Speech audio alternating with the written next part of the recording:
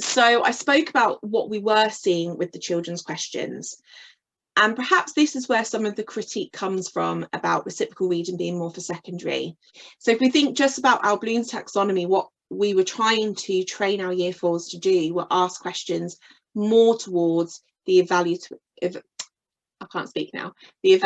side, the synthesis side and the analysis side. So trying to get those higher level, deeper thinking questions asked by the children. If they can ask the questions and they know how to ask them, that's a great skill, because if you can ask a really well crafted reading question, you've got to have the understanding of the text to be able to do it.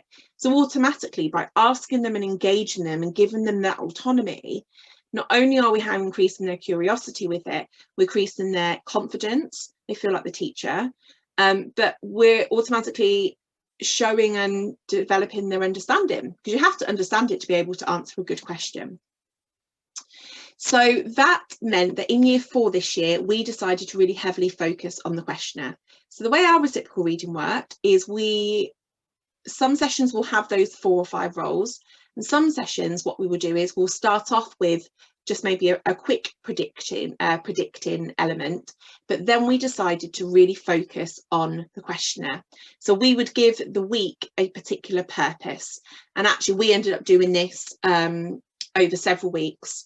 Our first kind of term, each week we said to the children, your purpose is the questionnaire, and they were like, really, still?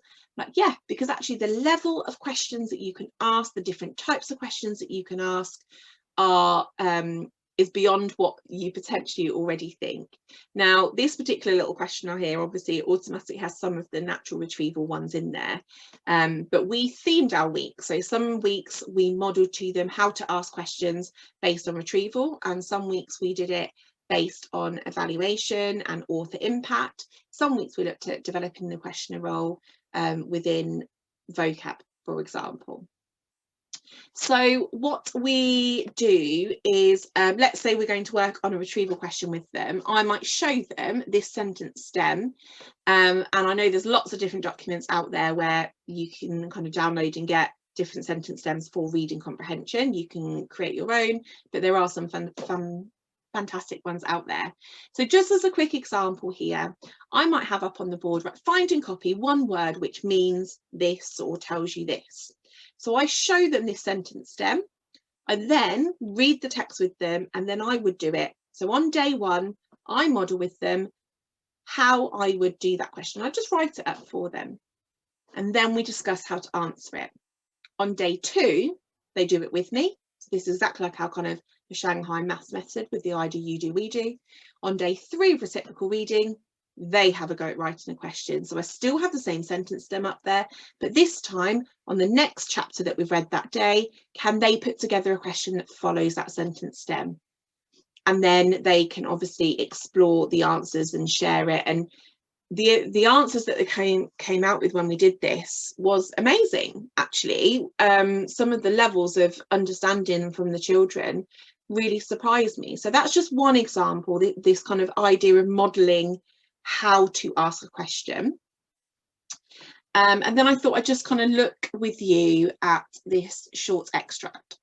So looking at this, which is from a book, the Shadowmancer range, thinking about the questions that the children might come up with. Now, previously, before we modelled and took that I do, we do, you do approach with it, we would get questions like, how many days has it been?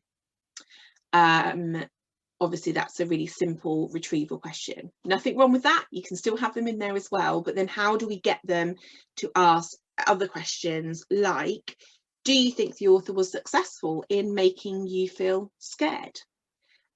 Based on what you've read, do you predict that this will be a negative story ending or a positive one? Possibly thinking about, why do you think Beadle stumbled half mad with rage? What in here suggests to you? And so you start to see those level of questions, and that's me thinking aloud to you, but they're the types of questions that we want the children to come out with. And they were coming out with them in year 4 before we went on to our lockdown. They were coming out with the deeper levels. They didn't look at this element of the text, but it's just an example for you.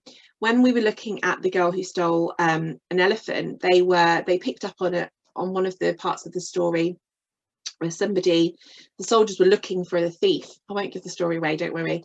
The soldiers were looking for the thief and had gone into somebody's home and thrown a bowl of rice on the floor.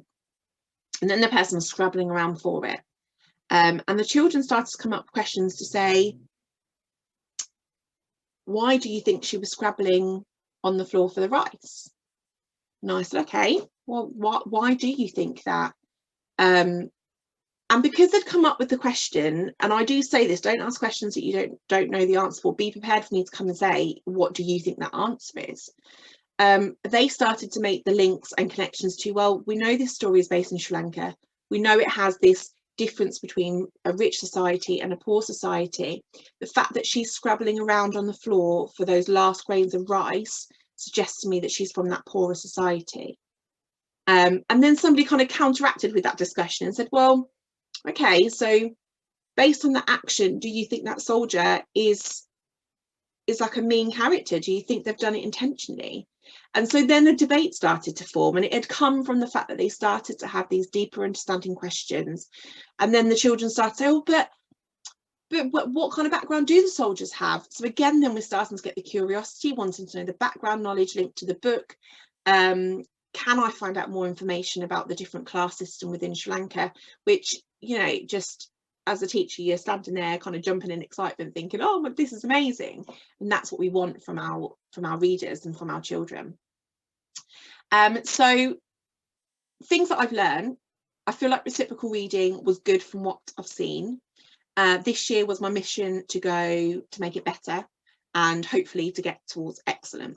And so for me, my final kind of message here is that scaffold your approach. So don't delve straight into reciprocal reading with all the roles. If you can, but then you need to bring some form of scaffolding in. So that I do, we do, you do approach, scaffold to the children, show them how to create the questions, how to answer the questions, how to be curious with their reading, how to reflect upon how effective their questions are. So we would say to the children, well, do you think this question is juicy enough? Is this going to get me excited? They need to be able to be critical of that themselves. And so having that conversation and getting them to reflect on their learning, I feel like makes it go from good to better, to hopefully to get towards excellent. And then lastly, making sure obviously that collaboration is there. Again, the effective lessons that I saw, collaboration was cracked. All the children were involved. Those ones that perhaps were sitting more towards that good element, it was still a good lesson, but the collaboration wasn't always there. Not all the children were involved and being active. And I think a big part of that is about the pace of the sessions, but also about, are you modelling that curiosity? Are you getting them actively involved? When they've got the role of questioner, are they excited by it? Do they want to find one that's going to trick you and make you think really hard? So those are my 4 top tips to leave you on for reciprocal reading, and hopefully you feel like you can take some elements of this. Even if you don't do reciprocal reading we use a whole class text each time, you could easily use this with a picture book. We've done a week just based on picture book using this type of model. You could equally do it with an extract from a book as well. So however you teach your reading, in whatever form, hopefully today listening to me, you have found some things, even if it's one golden nugget, that you can take away into your own practice. So that leaves me to say thank you for listening to me. I hope you enjoy the rest of your day, or maybe if your day is over, I hope you had a fantastic day. And obviously feel free to message me on Twitter or anything else if you've got any further questions, and thank you for listening.